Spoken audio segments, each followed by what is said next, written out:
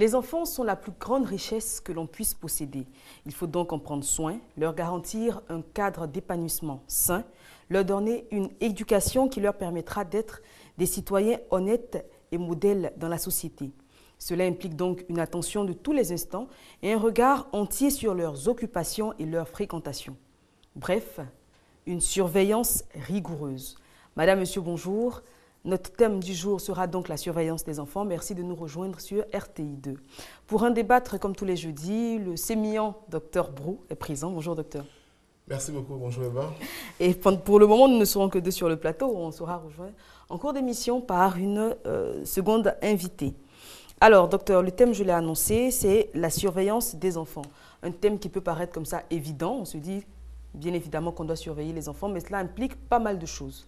Oui, je voudrais d'abord vous en féliciter parce que, comme vous l'avez dit à l'introduction de l'émission, les enfants, c'est la plus grande richesse. Je pense que, je dirais, Dieu a donné, ou Dieu donne au quotidien à chacun. Et l'importance des enfants n'est plus à démontrer parce que ce que nous sommes aujourd'hui, nous avons été d'abord des enfants et bien évidemment, s'ils n'ont pas été encadrés, il serait impossible aujourd'hui de pouvoir servir nos semblables. Que ce soit depuis le sommet de l'État, donc je parle du président de la République, du membre du gouvernement, chacun a eu son moment d'enfance.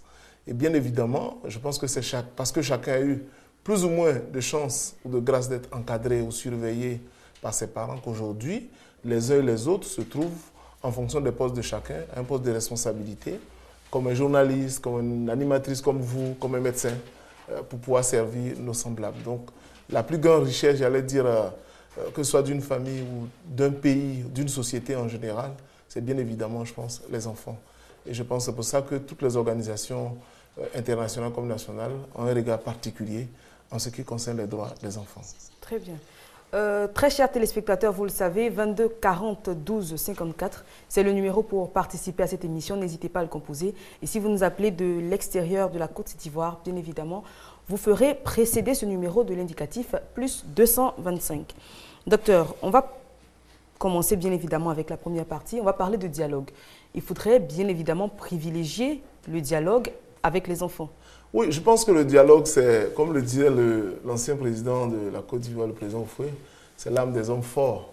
Et je pense qu'il faut commencer à être fort à la maison, donc par le dialogue à la maison. Très bien. On a déjà un appel de M. Sissoko qui a déjà des choses à dire, qui nous appelle de Divo. Bonjour M. Sissoko.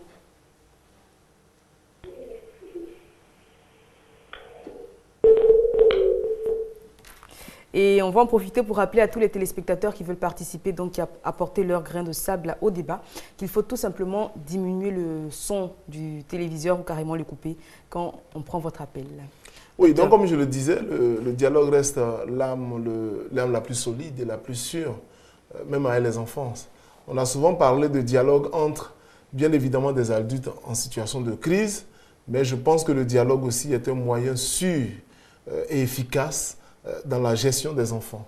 Donc, il n'est pas question, parce que souvent dans nos contextes, on dit un enfant comme ça, on ne peut pas discuter avec un enfant, on ne peut pas causer avec un enfant, on ne peut pas faire de dialogue avec un enfant. J'ai même entendu des gens, des grands cadres même parfois, dire moi, il n'y a pas de débat entre moi et un enfant. Je trouve que ce n'est pas bien, enfin, on n'a pas le même âge, on ne va pas se mettre à discuter. Absolument, mais on doit échanger avec les enfants à tout âge. Il y a un type de dialogue, il y a un type de discours qu'on doit tenir à l'enfant et lui donner l'occasion de pouvoir s'exprimer. Et ça part de l'enfance d'ailleurs, parce que quand on établit ce dialogue-là et donc cette confiance avec l'enfant, automatiquement il a tendance à se confier à nous et à dire même des choses qui peuvent lui paraître anodines, absolument, mais qui sont très importantes pour son développement, et ça permet aux parents de mieux connaître et comprendre son enfant. Absolument, je suis désolé que dans certaines de nos familles, des parents ne connaissent pas leurs enfants. Quand on dit connaître, ce n'est pas de son nom ou bien s'il a un visage clair ou noir comme moi. Non, ce n'est pas de ça qu'il s'agit. Il s'agit des habitudes, des goûts, où l'enfant va, qu'est-ce qu'il veut, ses ambitions, ses difficultés de tout genre. Généralement, on ne le sait pas. J'ai vu des parents qui ont été surpris de certaines nouvelles concernant leurs enfants à tel niveau. Je vous disais la semaine dernière, pas plus que la semaine dernière, qu'un élève, j'étais allé dans un établissement, qu'un élève a été renvoyé de l'école en 6e. Son père ne le savait pas. Et c'est à la réinscription, au moment où ils sont allés chercher le billet d'entrée, ça s'est passé devant moi-même, que le papa sait bien évidemment que l'enfant est renvoyé. Parce qu'on s'est rendu compte d'ailleurs dans l'établissement que les bulletins, aucun des 3 bulletins des 3 trimestres, bien évidemment, n'a pas été allé chercher par le parent. Donc il est évident que cet enfant-là, je ne suis pas sûr qu'il ait des relations de qualité, qu'il ait une communication de qualité avec ses parents. Monsieur Bomba, bonjour. Bonjour Eva. Bienvenue.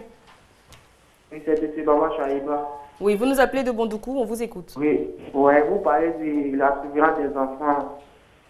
Oui. Moi, c'est impossible là. Les surveiller à la maison ou à l'école. Les surveiller partout dans leur éducation, les surveiller leur travail scolaire, surveiller également leur fréquentation, les amis, les loisirs, bref, surveiller ce que son enfant fait. Donc quand il s'agit dans la maison, je sais que c'est possible, mais étant au dehors à l'école, ce ne sera pas possible. Les parents ne sont pas eu à l'école ni au dehors. Si à la maison, ils peuvent comprendre. Si vous parlez de bonne éducation des enfants à la maison, là, ils peuvent comprendre. Mais surveillance des enfants, ça, c'est impossible. C'est impossible selon vous? Oui, oui. D'accord. Moi, en tout cas. D'accord. Merci beaucoup. Oui, bien. Alors, il a dit les parents, n'accompagnent certes pas les enfants à l'école, mais ça tombe bien avec l'exemple que vous avez évoqué. Il faut quand même s'assurer que l'enfant va également, évidemment, et effectivement au cours. Oui, je crois que ce que M. Bomba dit là où je ne suis pas totalement d'accord, c'est de dire même s'il a l'école, on va surveiller. On ne demande pas au papa d'abandonner ses activités, parce que si tu vas t'asseoir devant l'école pour le surveiller, tu risques de ne plus donner de l'argent, trouver de l'argent à manger. Ce n'est pas de cela qu'il s'agit. Mais ne serait-ce que s'informer. Combien de parents, par exemple, qui même ont payé des scolarités à coût de centaines de milliers de francs, vont se renseigner ou prendre des informations concernant bien évidemment ces enfants. Et vous dites même, par exemple, pour revenir à l'exemple que vous avez cité, bien sûr. Un parent qui n'a pris aucun bulletin trimestriel de son enfant ne le surveille pas, ne le suit pas. Donc on n'a pas dit d'aller s'asseoir, prendre une police ou bien une vidéosurveillance pour surveiller l'enfant, mais de chercher à savoir comment est-ce que l'enfant fait. Et je pense que ça c'est possible si on a le dialogue avec l'enfant, si on échange avec l'enfant, comme vous l'avez dit en début d'émission, la question. Si nous avons un discours franc avec l'enfant, il est évident qu'on va savoir ces choses. Parce que je peux me permettre d'aller rencontrer ne serait-ce que les éducateurs au moins 2 ou 3 fois dans l'année. Je dis aujourd'hui, par exemple, les éducateurs convoquent les parents à aller retirer les bulletins dans les écoles. À l'époque, ça venait par la poste. Aujourd'hui, vous rendez dans les établissements pour aller les prendre. Tout à fait. Donc, il n'y a même pas de raison. Pour revenir à ça, à l'époque, d'ailleurs, en fin de trimestre, on avait, quand on attendait que papa ou maman revienne du travail, on se demandait est-ce qu'il a reçu, est-ce qu'il n'a pas reçu. Surtout quand on a menti sur sa moyenne. Tout à fait, et qu'on sait qu'on n'avait pas assuré en cours. C'est ça. Donc, je continue pour dire, chaque trimestre, chaque fin de trimestre, on va chercher le bulletin. En général, quand vous partez déjà avec l'éducateur de niveau, vous avez déjà quelques informations. Il est évident que si vous voyez, par exemple, dans le bulletin de l'enfant qu'il a 8 ou 4 en conduite, ça interpelle. La surveillance, c'est ça aussi. Je prends le bulletin, je me rends compte qu'en conduite, il a une mauvaise note. La conduite est l'élément qui indique le comportement d'un enfant dans un établissement. En ce moment-là, si je suis préoccupé par la situation de mon enfant, je prends contact avec l'établissement, notamment les éducateurs et les enseignants pour savoir ce qui se passe. Je peux quand même chercher à connaître au moins le professeur principal de mon enfant s'il est au collège et bien évidemment l'instituteur ou l'institutrice si c'est au primaire. Donc c'est possible de suivre. On n'a pas dit d'aller, j'insiste encore une fois de plus ici, la surveillance, ce n'est pas une question de vidéosurveillance où on suivait l'enfant 24 heures sur 24. Il s'agit simplement de créer les conditions pour que la confiance existe entre nous et nos enfants pour que nous puissions canaliser leur fréquentation, vous l'avez dit, comment on appelle, les études à l'école, leur relation avec les enseignants, etc. etc. Il y a des enfants que j'ai connus dans certaines familles, quand ils se sont mal comportés à l'école, que le papa demande comment ça s'est passé, il se met déjà à pleurer. Parce qu'il sait que le papa peut appeler à tout moment l'éducateur de niveau pour lui demander qu'est-ce qui s'est passé. Et bien évidemment, il aura la correction nécessaire. Monsieur Ouattara, bonjour. Décidément, on a des problèmes de ligne aujourd'hui, ce n'est pas bien grave. On va revenir donc aux fréquentations. Vous avez parlé donc des fréquentations des amis. C'est aujourd'hui le plus grand problème, on va dire, auquel sont confrontés les parents quand l'enfant est jusqu'à un certain âge. Je veux dire, avant l'adolescence, ça passe. L'enfant est canalisable. On peut même lui choisir des amis, bien qu'il va s'en faire d'autres. par rapport à ses affinités, etc. Mais à partir de l'adolescence, il y a un problème qui se pose. Il faut être encore plus vigilant vis-à-vis des amis, des fréquentations et même des loisirs, des endroits que l'enfant fréquente. Parce qu'aujourd'hui, notre jeunesse est tellement exposée à pas mal de vices qu'il faut être encore plus regardant à partir de l'adolescence. Je suis totalement d'accord pour ce qui concerne l'adolescence, qui est une période extrêmement difficile, que les psychologues qualifient d'ailleurs de période charnière entre l'enfance et l'adulte. Donc c'est comme un pont. Et bien évidemment, si le pont est mal construit, ça crée les désagréments qu'il faut, bien évidemment avec toutes les conséquences que cela suppose. Mais là encore, je reviens sur ce que nous avons dit au début, c'est le dialogue. Le dialogue. Avant, docteur, vous permettez, on va prendre encore un téléspectateur. Monsieur Soro, bonjour. Bonjour, madame. Bienvenue. Oui, merci. Alors, on vous écoute. Ok, moi je voulais dire, bon, je suis d'accord avec le docteur pour lui dire que la surveillance de l'enfant se fait partout, à tout moment.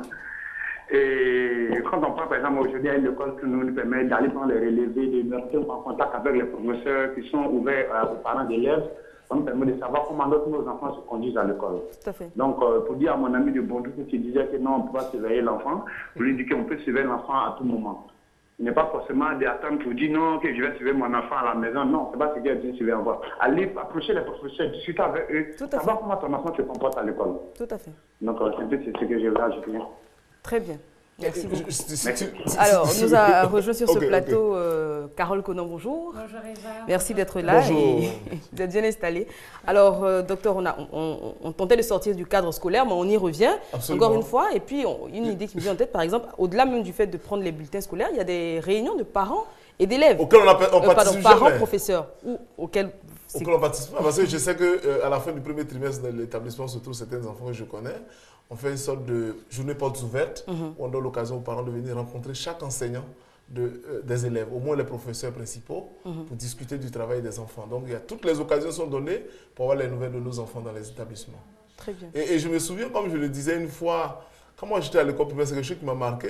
Mon oncle, qui était président des parents de l'élève au village, il allait dire au maître, cet enfant, tu peux le frapper quand tu veux, surtout quand il se comporte mal, parce que personne ne te posera des questions. Bien évidemment, vous savez là où vous placez. Vous étiez dans votre coin, mais vous ne pouvez pas vous permettre de vous faire n'importe quoi, on frappera. Très bien. Madame Dia, bonjour. Encore des problèmes de ligne. Alors, votre intervention donc, va nous permettre de clore avec le cadre scolaire. Carole Conan, donc surveiller ses enfants à l'école. On va dire que moi j'ai écouté l'intervention de Dr Brou et aussi ce que tu as eu à ajouter depuis le début de l'émission. Je pense que le docteur il a tout dit. Il est important quand même qu'un enfant ait autant la surveillance, donc qu'il sente qu'il est entouré autant à la maison, dans tout ce qu'il fait à la maison, dans la participation qu'il a dans les activités ménagères et domestiques à la maison, mais aussi qu'il soit surveillé à l'école. Parce qu'un parent, quand il investit dans son enfant, il attend quand même un retour, il attend que l'enfant se comporte bien. Donc, il reflète l'éducation qui lui est donnée à la maison, mais surtout aussi que, voilà, les professeurs et toutes ces personnes qui sont autour là, leur avis aussi soit pris en compte dans l'éducation. Monsieur Alain nous appelle de Yopougon. Bonjour, monsieur. Oui, bonjour, madame. On vous écoute. Oui, en fait, j'aimerais poser une question relative à la fréquentation des enfants, là. Oui. Bon, la fréquentation des enfants. Moi, par exemple, on suppose un cas où votre fille et votre fils a des fréquentations, des amis, des camarades, des gens qui lui apprennent des choses qui se passent vraiment bien, telles que les injures, les nouvelles façons de parler aux personnes adultes. Et vous découvrez que votre enfant, par exemple, commence à avoir, à partir du moment où elle fréquente ces dernières personnes-là, de mauvaises paroles, de mauvaises dispositions à fréquenter les gens. Qu'est-ce que vous dites? Est-ce que vous dites à votre enfant d'arrêter carrément de fréquenter ses camarades? Ou bien quelles sont les mesures qu'on peut prendre en ce moment-là? Parce que moi, il y a ma fille qui est face à cette situation, et j'ai vraiment des problèmes pour lui conseiller. Par exemple, nous sommes des chrétiens. Si je lui dis, je n'ai pas fréquenté du tout cette camarade, déjà, ça donne une mauvaise image de gratuite à adopter, mais pas que ma fille doit adopter vis-à-vis de ses camarades. Donc, en fait, dans cette question, qu'est-ce qu'on fait? D'accord. Merci beaucoup pour votre question, docteur. Je pense que je voulais dire à monsieur, c'est monsieur Conan, hein, celui qui a appelé. Monsieur Alain, voilà, de ne pas avoir peur que les gens disent, aient des idées arrêtées de lui. Le plus important de la vie, c'est nos objectifs. C'est vrai, on ne peut pas empêcher à nos enfants d'avoir des amis, mais il est évident qu'en fonction des objectifs qu'on fixe, si des personnes ne rentrent pas et que ça peut être des plaies, bien évidemment, il faut prendre les dispositions. Je crois que c'est ça qui pollue l'atmosphère même de notre vie, qu'on soit adulte ou qu'on soit enfant. Je pense qu'on a discuté de ça il y a 1 ou 2 semaines parlant d'amitié. Bien évidemment, moi, je veux que mon enfant ait tel comportement. Je prends un exemple très simple. Moi, j'aime que mes enfants se reposent entre midi et 2. Ce n'est pas toujours évident de l'obtenir. Mais au moins, obtenir leur présence à la maison et n'est pas dans la rue en train de jouer, c'est déjà un gain. Mais beaucoup d'enfants qui les fréquentent disent « Ah, votre papa, il est dur, à midi qu'on va chez vous, non, je ne les chasse pas. » Je souhaite que moi, mes enfants, de repasser plus tard. Je demande aux enfants, vous venez, il y a des heures de jeu. Pendant que vous allez à l'école, il y a des tranches d'heures de jeu que c'est accordé. Et petit à petit, ça commence à rentrer un peu dans les habitudes. Très bien. Okay. Oui, monsieur Boifo, bonjour. Oui, bonjour, madame. Oui, nous sommes très heureux de vous avoir en ligne. Oui, merci bien. Votre émission est tellement intéressante. Mais je voudrais attirer votre attention sur l'heure déjà. C'est-à-dire que la plupart des parents sont au travail. Oui. Et ça passe à ces heures-là. Donc les parents ne voient pas la nécessité ou bien n'entendent pas les bons conseils que le docteur donne. Sinon, effectivement, on peut contrôler son enfant. Déjà, dès que votre enfant va à l'école, il y a l'emploi du temps qui est communiqué à l'enfant. Oui. Donc on peut déjà avoir l'emploi du temps de l'enfant. Savoir où est-ce que l'enfant est à telle ou telle heure. On peut acheter un portable à l'enfant, l'appeler à tout moment pour savoir où est-ce qu'il est. Si il est au-delà de l'heure du travail ou bien de l'heure de l'école. Et alors. Oui, nous vous écoutons. Voilà, et c'est vraiment important. C'est pas non seulement à l'école, mais partout. Il est important que les parents soient un peu jaloux et aient envie de préserver leur enfant. Que quand votre enfant a... Il est parti, mais il disait quelque chose de très intéressant. Parlant notamment de l'emploi du temps, ça tombe bien, nous sommes en pleine rentrée scolaire. Je pense que chaque parent doit avoir une copie de l'emploi du temps de son enfant, de façon à savoir où est-ce que l'enfant doit se trouver tel jour à telle heure. Tout à fait. On sait que par exemple, entre, je sais pas moi, un mercredi à 15h, l'enfant n'a pas cours. Quand on appelle, qui dit qu'il est à la maison, ça ne surprend pas. Et en même temps, mercredi à 15h, quand je t'appelle, tu es censé être à la maison parce que tu n'as pas cours. À cela, je voulais ajouter en fait, concernant ce que M. Alain avait dit tout à l'heure, je pense que...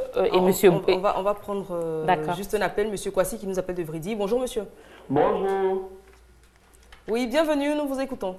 Ok, je voulais vous dire quelque chose par rapport aux enfants. Oui. Les enfants, vous savez, c'est les trucs qu'il ne faut pas s'amuser avec les enfants. C'est un trésor, les enfants. Tout à fait. Maintenant, un monsieur qui est à la maison, qui donne un téléphone à son enfant et a mis l'enfant partout, ça dit, quelqu'un va l'appeler. Si c'est maman seulement tu vas appeler l'enfant, il n'y a pas de souci. Oui. Le téléphone, on doit ne pas donner le téléphone à l'enfant, d'abord à la classe de CM2. Pas avant la classe de CM2. Non, à la classe de CM2. Il y a des enfants de 8 ans qui sont au CM2. Oui, tout à fait. Voilà. Maintenant, à partir de 10 à 15 ans. Oui. Bon, vous pouvez quand même donner le téléphone à votre enfant, c'est bon. Maintenant, l'éducation, c'est à la maison. Éduquer bien l'enfant, c'est bon. Voilà. Très bien. Merci beaucoup pour votre intervention. Donc, alors, juste avant cet appel, donc, je disais donc, et j'attends bien sûr sous la réserve de Dr Brou, que pour moi, en fait, les parents ne doivent pas avoir peur de l'éducation qu'ils donnent à leurs enfants. C'est la responsabilité. Absolument. Il ne faut pas avoir peur parce qu'il y a M. Alain qui avait un peu peur des des amis et tout ça. Non, moi, je pense que c'est l'éducation que tu veux donner. C'est toi qui as décidé de faire cet enfant-là et qui a décidé de l'envoyer quelque part, qui a décidé de l'amener dans une certaine direction, avec une certaine vision. Et un enfant, jusqu'à un certain âge, il attend que son père lui donne des directives. Tout à fait. Il attend cela de son père. Il sait que la personne sur cette terre qui est mieux indiquée, il va suivre ses amis et tout. Mais derrière, c'est le regard de son père. Même dans chacune des choses qu'il fait, il attend d'avoir l'agrément de son père. Et le silence de son père peut être une approbation par rapport à un certain nombre de choses qu'il est en train de faire. Donc, s'il a de mauvaises fréquentations ou des personnes qui disent des choses qui ne rentrent pas dans le canevas que son père a tracé, que son père ne dit rien, pour lui, c'est d'accord. Qui ne dit mot consent. Voilà, qui ne dit mot consent. Donc, pour moi, les parents ne devraient pas avoir peur de l'éducation qu'ils donnent à leurs enfants. Si vous avez décidé de surveiller vos enfants dans ces dynamiques-là, en allant voir les professeurs, en ayant une relation particulière poussée avec les professeurs et autres, n'ayez pas peur. Allez, faites-le. C'est pour votre enfant. Monsieur Alain qui nous appelle de Port-Boué. Bonjour, monsieur. Ça fait la deuxième fois, je pense que définitivement, on a des problèmes de liaison avec Port-Boué. Docteur. Moi, je pense que c'est ce qu'elle a dit. Il n'y a pas de débat. Tout est une question d'objectif personnel. Moi, ça ne me gênerait pas si mes enfants ont des fréquentations que ne me sied pas, de pouvoir leur interdire mettre cela. le haut là, Parce que ce que je veux vous dire, c'est que moi, dans mon travail de médecin psy, on se rend compte bien évidemment que quand vous allez laisser les enfants, ils vont s'en prendre à vous, que mon père, moi, mes parents ne m'ont pas encadré. Donc je pense que ce qu'il y a lieu de faire, il faut le faire. S'il faut sanctionner, s'il faut prendre des mesures pour limiter certaines fréquentations, il faut le faire. Parce que demain, bien évidemment, si cet enfant-là dérape, la plus grande souffrance, c'est d'abord les parents. Et je voudrais ajouter pour dire que l'enfant, c'est une entreprise. C'est une sorte d'entreprise et on a besoin de suivre nos entreprises. Je crois qu'il y a un appel. Oui, monsieur Djibril, bonjour. Bonjour, madame Eva. Oui, bonjour, monsieur Djibril, encore une fois. Je voudrais vous dire que je suis très heureux de votre émission. Vous avez une très belle émission qui sensibilise surtout les parents. Oui. Mais néanmoins, je voudrais d'abord interpréter pour dire que l'enfant a besoin d'un partage. C'est-à-dire entre l'enfant et les enfants, les parents et les enseignants, entre les enseignants et les parents, aussi entre l'enfant, oui, au plus au sens de l'enfant, aussi entre les éducateurs et les parents d'élèves également. Oui. Parce que nous devons aller vers les parents d'élèves, de prendre des renseignements sur l'enfant, et aussi voir qu'est-ce qui va, qu'est-ce qui ne va pas. J'aimerais saluer également celui qui a parlé de l'emploi du temps. Parce que l'emploi du temps était tellement transitaire. La présence de l'emploi du temps, ça va être nos enfants à l'époque. Finalement, on dit qu'il n'est pas à la maison, que l'emploi du temps n'est pas pour eux, alors on peut intervenir autrement. Donc, c'est pour eux également que votre mission, pour dire que c'est une très belle émission. Merci. Et que la société. Merci beaucoup, monsieur Djibril. Très bonne journée à vous. Merci. Alors, on parlait donc on prenait langue avec le docteur Brou, qui parlait donc des enfants et des amis, des fréquentations. Absolument. On va s'arrêter un moment là-dessus parce qu'on revient encore à l'adolescence, à cet âge-là où l'enfant se cherche. Absolument. Il est un peu comme une éponge, il absorbe beaucoup de choses de l'extérieur. Donc, il faut mettre à ce moment-là le filtre, si je peux m'exprimer ainsi. Donc, l'enfant a tendance à se laisser influencer. Il y a des enfants qui sont très influençables, d'autres beaucoup moins. En tout cas, on n'a pas assez de maturité à cet âge-là pour juger soi-même de ce qui est bien, de ce qui n'est pas bien, de ce qui pourra nous porter préjudice plus tard dans notre vie. Donc c'est à ce moment-là que les parents doivent être encore plus rigoureux et n'hésitent même pas à hésiter à punir les enfants, je pense. Il ne faut même pas attendre l'adolescence. Tout commence déjà au bas âge. On en a parlé de l'enfance. Oui, parce que si vous laissez pour dire, bon, j'attends l'adolescence, la période sensible, ça pose problème. Mais dès le départ, il faut être ami à l'enfant. Et je suis relativement bien placé parce que moi-même, j'ai fait ma thèse sur les enfants de la rue. Ça connaissait les adolescents. Mon mémoire, je l'ai fait sur la drogue et les adolescents. Donc, j'en sais un peu plus. Effectivement, c'est une période difficile. Mais on revient encore une fois de plus pour dire, nous interpellons les parents à créer les conditions de dialogue et d'échange. En général, pourquoi les enfants ont tendance à être beaucoup plus dehors? Parce qu'il y a certaines choses à la maison, ils n'ont personne pour discuter. J'ai entendu des enfants dire, quand moi je vais discuter avec mon père, il n'a jamais le temps. Si je demande l'argent, il a le temps de me donner l'argent, mais papa, on va s'asseoir pour discuter, ce n'est pas possible. Vous en parlez d'ailleurs la semaine dernière, quand vous disiez qu'on parlait d'argent de poche. Absolument. On a tendance à donner de l'argent aux enfants, peut-être pour s'en débarrasser. Compenser. Voilà, quand on sent qu'on n'a pas suffisamment de temps à leur consacrer, on leur donne de l'argent pour qu'ils fassent autre chose. Donc j'insiste pour dire que dès le bas âge jusqu'à l'âge de l'adolescence, il faut créer les conditions des échanges productifs avec les enfants. C'est fondamental. S'il n'y a pas d'échange, c'est difficile. C'est quand je vais échanger avec mon enfant qu'il va avoir la confiance que je vais savoir ses amis. Vous savez, il y a des parents qui ne savent même pas les fréquentations des enfants. Ils ne savent pas où vont les enfants. Il faut donner l'occasion aux enfants de venir à la maison avec les amis. Parce que c'est la seule opportunité où vous allez avoir l'occasion de voir ses amis, d'apprécier leur comportement. Mieux même de chercher à savoir qui sont les parents de ses amis. Et bien évidemment, si on a des informations qui ne sont pas des informations claires, parce que c'est des enfants de quartier, on prend les dispositions. Parce que ce sont des enfants à qui vous avez fait des reproches, peut-être demain on va s'en prendre à vous. Donc si vous avez déjà des informations, ça vous permet de canaliser vos enfants, d'accepter certaines fréquentations et d'autres d'en interdire. Donc l'élément de base demeure le dialogue. Le dialogue, les échanges avec les enfants. Et de sorte, je l'ai dit la dernière fois, faisons en sorte que nos enfants soient nos meilleurs ou parmi nos meilleurs amis. Et nos meilleurs amis se confient en nous, ils vont aussi se confier en nous. Parce qu'on Monsieur Dogonon nous appelle du Mali. Bonjour monsieur. Bonjour madame, vous allez bien? Oui, je vais très bien, merci. Je vous demanderai s'il vous plaît de baisser le son de votre poste récepteur. D'accord, il n'y a pas de problème. Super, nous vous écoutons. Décidément. Décidément. On attend votre appel, j'espère que vous allez rappeler. Alors, pour en revenir aux amis, quand on dit amis, on pense à sortie. Les enfants, bien évidemment, ont envie d'avoir un autre cadre que celui de la maison, que celui de l'école pour s'épanouir. C'est clair que les loisirs, c'est très important également, mais des loisirs encadrés. Il y a des enfants, des adolescents, quand on sort, enfin, on n'est plus des ados, on fait ce qu'on veut, on rencontre des ados dans la rue tard le soir à 2h, 3h du matin devant des boîtes de nuit ou même en train de discuter. Et souvent, je me demande, mais où sont leurs parents? On va en parler après ce coup de fil de Madame Konaté. Bonjour. Madame Konaté? Allô? Oui, bonjour Madame. Oui, bonjour Madame. On vous écoute. Excusez-moi, je n'ai pas suivi l'émission de la semaine passée. Oui. Mais j'aimerais quelques conseils. Je vais demander un conseil au médecin. D'accord. Voilà, il y a mon fils qui est au CP2 et qui pleure parce que... Allô, vous m'entendez? Oui, on vous entend. Ouais, je disais, il y a mon fils qui est au CP2.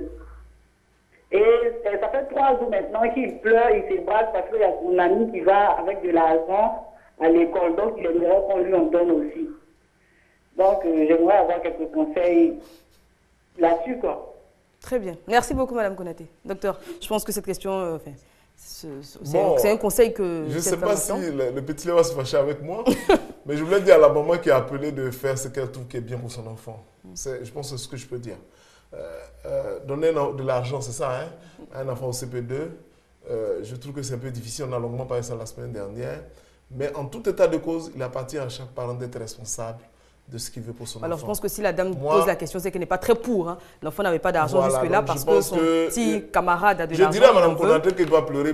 Comme on le dit chez nous, il ne va pas pleurer de sang. Il va finir par se calmer. Mais c'est surtout comme je le dis, même s'il est petit, de lui expliquer que c'est la même chose. Au lieu que je te donne 50 francs, j'achète peut-être des biscuits, je t'achète des bons maïs, etc., etc. Mais si elle pense fondamentalement que c'est bon, je crois que c'est continuer. Mais pour répondre directement, c'est que donner de l'argent aux enfants de CP2, ce n'est pas souhaitable. Du tout. Ce n'est pas du tout souhaitable. De temps en temps, on peut donner un 25 au passage parce que l'enfant a envie de manger un petit bonbon sucette. Mais ce n'est pas bien de donner de l'argent à cet âge-là. Moi, j'avais commis l'erreur en début d'année parce que je n'étais pas très stable, mais c'était réglé. Ils ont l'air de goûter qui part de la maison, donc il n'y a pas d'argent à donner. Très bien. Monsieur Silla, depuis Atekoubé, bonjour monsieur. Bienvenue. Allô? Oui, nous vous entendons. Allô? Nous vous entendons, vous pouvez parler un peu plus fort? Voilà, on revient donc aux sorties intempestives d'enfants, d'adolescents. Je pense que quand on est parent, c'est tout à fait normal et légitime pas qu'on veuille empêcher son enfant de sortir. À partir d'une certaine heure, l'enfant ne devrait pas se trouver dehors. Tout à fait, tout à fait. Ça, je pense qu'on doit mettre ça dans les travers, en fait, d'une certaine liberté qu'on donne aux enfants. Dans certaines familles, à partir de 22h, 23h, les parents vont se coucher. Et ils pensent avoir tout fermé dans la maison. Donc, ils se rendent compte, bien sûr, que les enfants sont en train de regarder la télévision ou même qu'ils sont avec des amis qui sont voisins, donc qui vont raccompagner vraiment sur le pas de la porte, là, dans le quartier, dans la rue, on va dire. Et puis, quand les enfants entendent que les parents sont couchés, eux, ils sortent. Bon, pour moi, c'est un peu mitigé. Ça sent le vécu. Pas du tout. Monsieur Longo, Burkina, bonjour. Bonjour. Merci d'être avec nous. De rien. En fait, je vous... Aïe, aïe, aïe. Apparemment, on a des problèmes de ligne aujourd'hui. D'accord. Donc, comme je disais, pour moi, c'est un peu mitigé. C'est pas parce que les parents ne surveillent pas. Mais arrivé un moment aussi, je veux dire, même le gardien, il doit dormir. Le monsieur, il a travaillé toute la journée, ou la dame a travaillé toute la journée. Elle se rassure, en fait, que l'enfant est... L'enfant peut faire ça sur une certaine période, mais pas tout le temps. Tous les jours pour le voleur, un jour pour le propriétaire. Un jour pour le propriétaire, quand il sera saisi. On finit bien par le prendre sur le fait. Et puis ensuite, même si on n'a pas encore surpris son enfant, on sait aujourd'hui qu'il y a de nombreuses influences, on l'a dit encore une fois, les réseaux sociaux, la télévision, etc. On peut faire des rondes. Ça nous arrivait à nos parents, à nous, de faire des rondes dans les chambres à minuit, 2 heures. Ça, c'est encore qu'on a des adolescents. Hein. De faire des rondes pour savoir si l'enfant est vraiment... Oui, mais les enfants aussi, ils sont un peu futés, je pense. je vais dire même à notre temps, Eva. Donc, arrivé à un moment, l'enfant se rend compte que sa mère se couche à 22h, mais elle se réveille toujours autour de 3h, 4h du matin. Il y a toujours des petits, on trouvera toujours des petites failles, voilà, pour pouvoir sortir. Pour moi, le plus important, en fait, c'est de faire comprendre aux enfants le bien fondé de ce qu'on leur apprend. Pour moi, c'est ce que nos parents ont fait pour nous. C'est comme ça que moi je le comprends en fait aujourd'hui avec du recul. Te faire comprendre qu'on ne veut pas que tu sortes aujourd'hui parce que les conditions dans lesquelles tu vas sortir ne sont pas bonnes. Abidjan, c'est tellement plus facile de dire à un enfant le pays